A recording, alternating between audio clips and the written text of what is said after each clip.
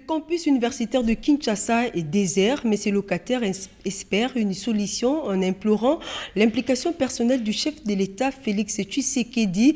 Une délégation en a parlé avec la conseillère présidentielle en charge de la jeunesse. Fini les vacances pour les membres du gouvernement, Ilunga Ilunkamba, très attendu dans un fonctionnement récemment réglé par un bref séminaire tenu à Zongo. Madame, Messieurs, bienvenue aux 20h. Le président de la République, Félix-Antoine Tshisekedi, a présidé la réunion du Conseil des ministres ce vendredi à la Cité de l'Union africaine. Plusieurs points étaient à l'ordre du jour. C'est notamment la situation sécuritaire sur l'ensemble du territoire national et les troubles constatés sur les campus de l'Université de Kinshasa. Suivez le résumé de cette réunion des ministres avec Alain Mikaï.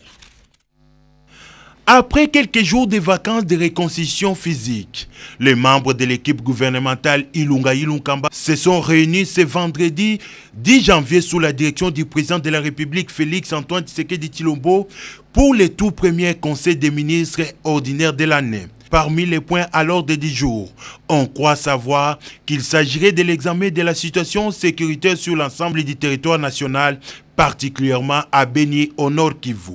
Les troubles constatés dernièrement sur les campus universitaires de Kinshasa et les conflits entre les assemblées provinciales et les gouverneurs de certaines provinces seraient certainement évoqués. Les crashs de ce jeudi à Goma d'un avion sud-africain en provenance de Beni et d'autres matières ont été aussi abordés au cours de cette réunion. Le compte rendu de ce conseil des ministres sera fait par les ministres d'État, ministres de la communication et des médias. Je l'ai dit au sommaire, fini les vacances pour les membres du gouvernement. Le Premier ministre, Ilunga Ilunkamba, très attendu dans un fonctionnement réglé. Il a reçu ce vendredi quelques ministres venus déposer leur rapport d'orientation de l'action gouvernementale. Suivez. Après un break de 2 semaines, l'équipe Ilunkamba se jette à nouveau à la tâche. Ce temps était nécessaire pour revenir d'attaque et déjà dans la soirée du jeudi 9 janvier 2020, le Premier ministre Ilunga Ilunkamba a consacré du temps à certains de ses ministres.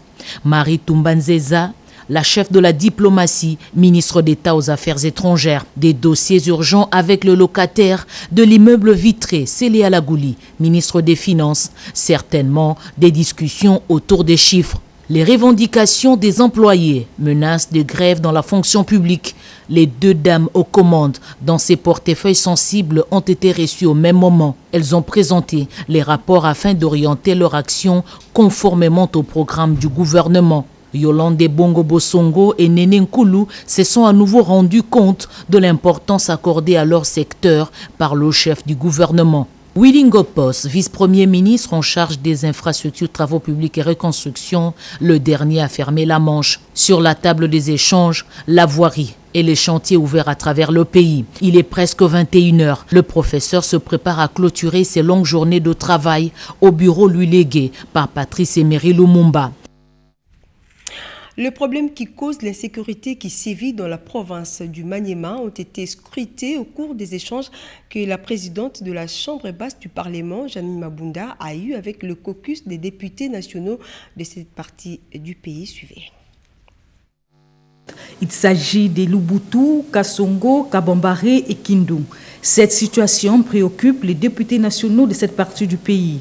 Leur caucus est venu poser le problème à la présidente de l'Assemblée nationale, Janine Mabunda Lyokomoudiaï, ce vendredi. Comme vous le savez, l'insécurité est un problème très sérieux. Et chez nous au Maniema, c'est pratiquement toute la province qui est aujourd'hui concernée par ce problème. Nous avons jugé bon de rencontrer l'honorable président de l'Assemblée nationale pour donner des explications claires par rapport à cette question et donner aussi des pistes de solutions sur lesquelles le gouvernement peut se baser pour résoudre cette question. Et nous pensons que, puisque notre problème a été soumis à la présidente de l'Assemblée nationale, elle va porter la voix de la base, la population du Maniema, ainsi que de nous-mêmes, des députés, auprès des autres institutions de la République. La présidente s'est montrée réceptive et disposée à les accompagner dans la recherche des solutions. Moderniser le service dans l'administration de la Chambre haute du Parlement, le président Alexis Tambwe Mwamba s'y attelle et veut prendre le taureau par les cornes. Il a rappelé au cours d'une cérémonie d'échange de vœux organisée ce vendredi en la salle de spectacle du Palais du Peuple. Cédric Nina et Dada Chabani ont couvert pour nous à cette cérémonie. Une cérémonie sobre, mais pleine de significations. L'échange de vœux entre agents et cadres de l'administration du Sénat, piloté par l'honorable président Alexis Tambwe Mwamba, dans la salle des spectacles du Palais du Peuple, rêvait bien ses qualificatifs. Moment propice également pour le secrétaire général Gilbert Kikoudi de soumettre au bureau du Sénat les doléances du personnel administratif de la Chambre haute du Parlement. Pour sa part, le président du Sénat, Alexis Tambwe Mwamba, a fait part au personnel de son souci de moderniser le Sénat, deuxième institution du pays. Ce palais est magnifique de l'extérieur. Et je pense que ceux qui passent s'imaginent que travailler ici, ça doit être un peu la porte du paradis. Mais ce que j'ai vu dans les sous-sols ne ressemble en rien à la porte du paradis, même si je n'ai jamais été au paradis pour pouvoir vous parler du paradis. Et je pense qu'en travaillant dans ces conditions, vous donnez aux hommes politiques, à tous les niveaux, qui oublient exactement leur rôle, à savoir qu'ils sont des serviteurs, serviteurs de notre population. Mais vous avez prouvé, en travaillant dans ces conditions-là, que vous êtes l'exemple, le modèle du serviteur de l'État. Et pour cela, je vous félicite. Je ferai de mon mieux avec le concours du bureau, dans le cadre des moyens qui seront mis à notre disposition pour donner à cette institution les couleurs et sa place qu'elle mérite dans la société et dans nos institutions. En amont, soucieux de l'amélioration des conditions de travail, l'honorable Alexis Tambwe Mwamba a effectué du 2 au 3 janvier dernier une visite des installations de la Chambre haute du Parlement, question de se faire une idée générale des réalités auxquelles fait face le personnel de l'administration. Comme annoncé au sommaire, le locataire de l'université de Kinshasa espère une solution. Ses étudiants implorent l'implication personnelle du chef de l'État pour la reprise des cours. Et pour ce faire, une délégation on a parlé avec la conseillère du président de la République en charge de la jeunesse. Suivez. Question d'éviter une année académique trop élastique et résoudre également le plus tôt possible les problèmes des étudiants de province sans famille ici à Kinshasa. La coordination des étudiants a signifié toutes ces revendications à la conseillère du chef de l'État en charge de la jeunesse et de la lutte contre les violences faites à la jeune fille, Chantal Yeloumulop. L'université a été permis de leur propre sécurité. On s'est rendu compte qu'il y a des gens qui étaient là depuis plus de 10 ans. Il y en a d'autres qui étaient là, ils avaient déjà fini les études, mais qui étaient encore à l'université. Alors on doit essayer de trouver des solutions.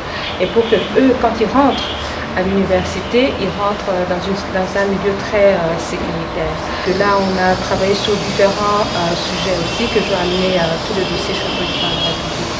À l'issue de la rencontre, les hôtes de la conseillère du chef de l'État en charge de la jeunesse se sont dit satisfaits de l'attention particulière accordée à leurs préoccupations. Madame la conseillère spéciale du chef de l'État a dit qu'elle va totalement s'impliquer. Elle a pris à cœur notre problème et nous lui faisons confiance. Entre-temps, la situation à l'UNIKIN est encore très préoccupante. Toutes les consciences sont donc interpellées. Cette situation qui prévaut à l'université de Kinshasa suscite plusieurs réactions.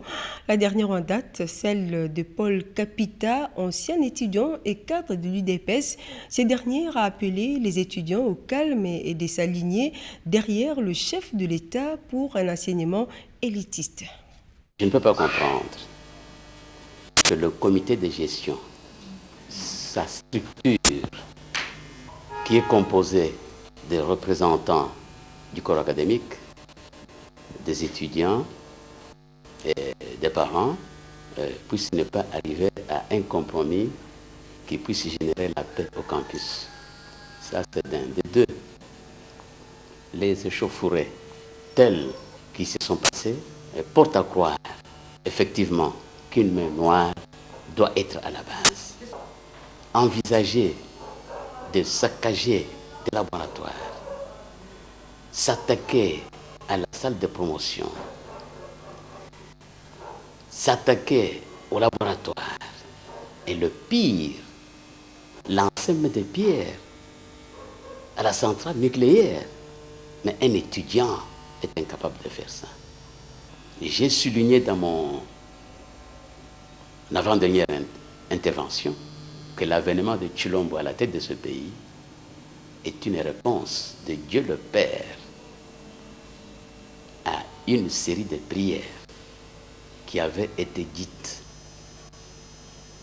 par des Congolais au cœur aimant, sachant pardonner. Il y en a qui avaient jeûné. Et voilà l'avènement de Tshilombo Tshisekedi. Autre actualité dans ces secteurs, le passé colonial du Congo, le regard de l'Occident face à la position géostratégique du pays des Lumumba. Tel a été l'un des thèmes expliqués pendant les journées scientifiques organisées à l'Université pédagogique nationale. Le député Lambert Mendo Malanga, parmi les intervenants, est revenu sur ces passés colonial de la RDC et dès son évolution politique. Explication Cédric Kenina. La semaine scientifique à l'Université pédagogique nationale a vu défiler d'éminentes personnalités, tant du monde politique que scientifique. Le député national Lambert Mendo Malanga a axé son intervention sur un thème d'intérêt national, la démocratie congolaise et la politique combinatoire de la Belgique à l'égard de la RDC. Là-dessus, l'exercice a consisté à établir une sorte de diachronie politique en révisitant les étapes majeures de l'exploration du fleuve Congo à nos jours. Une évolution qui met l'homme noir devant un choix, l'alternance, la servitude ou l'autarcie. Le grand problème qui s'est posé dès l'aube de l'indépendance, c'était la question de savoir s'il y avait une autre alternative à ce pays que la servitude vis-à-vis de l'ancien colonisateur ou vivre en autarcie, c'est-à-dire sans relation. Il y a beaucoup d'intellectuels qui disent on ne peut quand même pas vivre en autarcie, donc il faut s'agenouiller devant les autres. Et Lumumba nous a dit il y a une possibilité, sans servitude, sans vivre en autarcie, d'être nous-mêmes et de nous développer. Et montrons-leur ce que les Noirs peuvent faire lorsqu'ils vivent libres. Hormis les questions politiques sur les relations parfois tumultueuses entre la RDC et l'ancienne métropole ainsi que le vieux continent, la réflexion a tourné également autour de la responsabilité de certains partenaires dans des crimes commis en terre africaine. Pour Lambert Mende, l'altruisme revendiqué par l'Occident, particulièrement au Congo, n'est qu'une imposture. Eh bien voilà, nous venons de recevoir un communiqué qui émane du cabinet de la représentante personnelle du chef de l'État à la francophonie. La représentante personnelle du chef de l'État à la francophonie porte à la connaissance du public que l'Organisation internationale de la francophonie a lancé un appel à candidature pour les postes de directeurs administratifs et finances. Les personnes intéressées sont priées de consulter pour de plus amples informations les sites de la francophonie www.francophonie.org en cliquant sur la rubrique recrutement. La date limite d'envoi des candidatures en ligne à la francophonie est fixée au 22 janvier 2020. Une forte délégation de la FDC a été conduite par le sénateur Modeste Bahati Lukwebo. Ces dernières a rencontré la représentante spéciale du secrétaire général de l'ONU. Leurs échanges ont tourné autour du dossier des dédoublements dont est confronté les regroupements de la majorité parlementaire. Sandra Nyangi. Modeste Bahati Lukwebo et une forte délégation de la FDCA ont été reçus par la représentante spéciale du secrétaire général des Nations Unies, Leila Zerougui, le jeudi 9 janvier 2020. La délégation de la FDCA est venue demander au numéro 1 de la mission onusienne en RDC de plaider pour que justice soit rendue dans cette affaire et que le regroupement politique que dirige Modeste Bahati Lukwebo soit rétabli dans ses droits.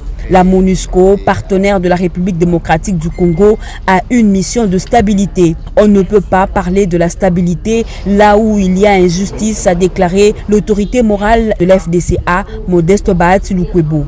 La représentante spéciale du secrétaire général des Nations Unies a pour sa part promis de prendre langue avec les différents acteurs impliqués dans ce dossier pour trouver une issue en faveur de la justice. Nous sommes dans ce processus de construction de la démocratie en RDC et donc c'est très important que nous échangeons avec tous les partenaires qui souhaitent nous rencontrer parce que c'est aussi pour nous une façon de jouer un rôle positif dans la construction de la paix, de la stabilité, du renforcement des échanges au niveau politique pour que chaque élément dans ce pays contribue à construire la paix, à renforcer la démocratie, à renforcer l'état de droit. La délégation conduite par Modeste Bahati Lukwebo était composée essentiellement des députés, sénateurs et chefs des partis et quelques cadres de la FDCA. Une meilleure administration et la proximité de justice ont constitué les centres d'intérêt entre le vice-premier ministre, ministre de la Justice et garde des Sceaux, Maître Toundéa Kassende, et l'ambassadeur de France accrédité en RDC, François Pijola. Le détail avec Jacques Kabouaba.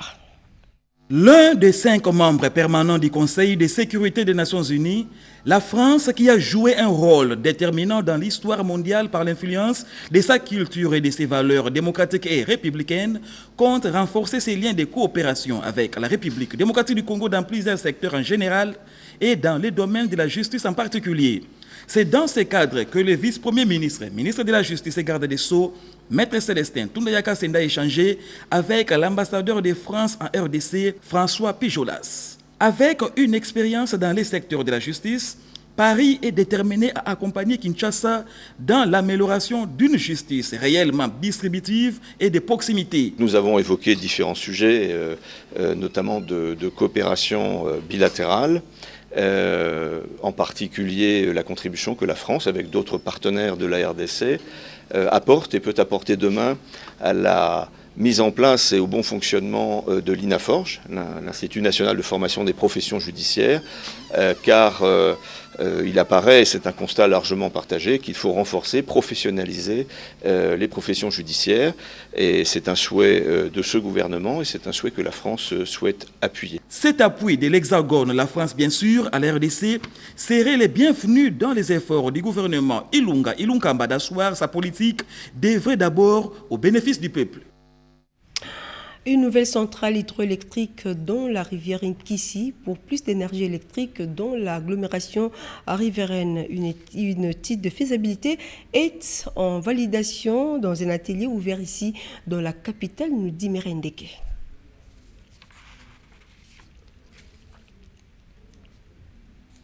De la rivière Nkissi, signature qui a abouti à la validation du plan d'exploitation hydroélectrique du bassin. L'heure est aujourd'hui à la validation des études de faisabilité du premier de sites identifiés dans la première phase de ce projet, la construction de la centrale hydroélectrique de Kimbombo sur la rivière Nkissi dans le Congo central. Cette centrale hydroélectrique d'une capacité de 246 MW a pour mission de produire de l'électricité et aussi d'alléger l'état d'insuffisance du réseau ouest, tâche exécutée par la société Sichuan Wafei Energy Investment. Le gouvernement congolais salue la détermination de partenaires pour la réalisation de ce grand projet qui s'inscrit dans la vision du chef de l'État, Félix-Antoine Tshisekedi Tshilombo. Il est inconcevable que la République démocratique du Congo, qui dispose d'un si large éventail de ressources énergétiques, puisse continuer à battre de l'aile avec un taux d'accès à l'électricité parmi les plus faibles d'Afrique subsaharienne et un taux très élevé de la population gisant en dessous du seuil de la pauvreté. Et le gouvernement de la République est résolument engagé à relever ce défi. C'est ici le lieu donc d'encourager et rassurer la société Sichuan Wafei Energy Investment et tous ses partenaires du soutien et de l'accompagnement du gouvernement de la République démocratique du Congo dans la mise en œuvre de ce projet. Ces études de faisabilité réalisées par le bureau d'études de China Water, BIDER en sigle, permettront de lever des nouvelles options sur la bonne stratégie de développement du site et de la ressource énergétique ciblée de manière efficace et rationnelle. Le partenaire chinois ont à leur tour réitéré leur remerciement au ministre d'État Eustache Moazi Moumbembe pour sa promptitude sur la planification du dit projet. Les fonds de promotion de l'industrie changent ses méthodes de suivi. Un promoteur est bénéficiaire de son financement construit présentement 4 barges à coût évalué à $1 million américains et le comité du fonds s'est allé s'assurer de l'effectivité de l'opération de construction suivie. Les établissements Mali Lanzenze Congo Communication viennent de recevoir du Fonds de promotion de l'industrie un financement de plus ou moins $1 million pour la construction de 4 barges d'embarcation fluviale d'une capacité de 600 tonnes.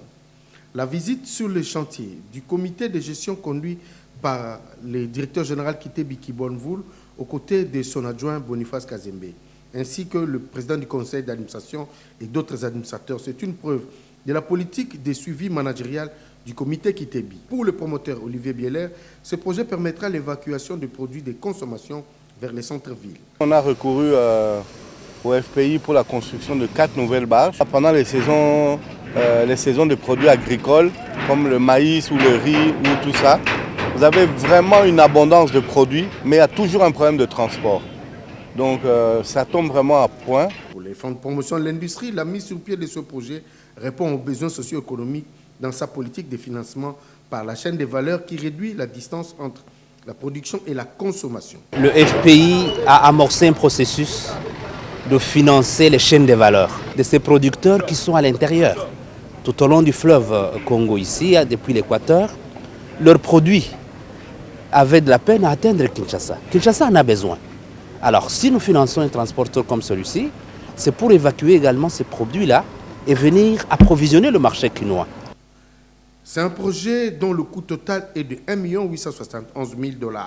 53% représentent le crédit sollicité et 47%, soit 871 000 la part du promoteur. Les travaux avancent à pas. À la Sonance, plusieurs réalisations ont été faites au cours de l'année 2019, notamment le renforcement des capacités des agents et cadres de cette entreprise de l'État. Son directeur général les a épinglés devant son personnel. C'est au cours d'une cérémonie d'échange de vœux. Suivez. Un discours motivateur qui incite au travail, prononcé ces jours par le directeur général de la SONAS, Lucien Ekofo-Boniemé, devant le directeur général adjoint et plusieurs cadres de cette entreprise publique en ce début de l'année 2020. Déclaré année d'élection par le chef de l'État Félix-Antoine Tshisekedi Tshilombo, et Lucien Ekofo, lui aussi, compte entreprendre plusieurs actions pour booster cette entreprise du portefeuille de l'État dans les soucis de s'inscrire dans la droite ligne du président de la République. Nous nous recommandons à nous concentrer notamment sur les aspects suivants. L'implémentation d'un réseau informatique approprié dans le secteur des assurances.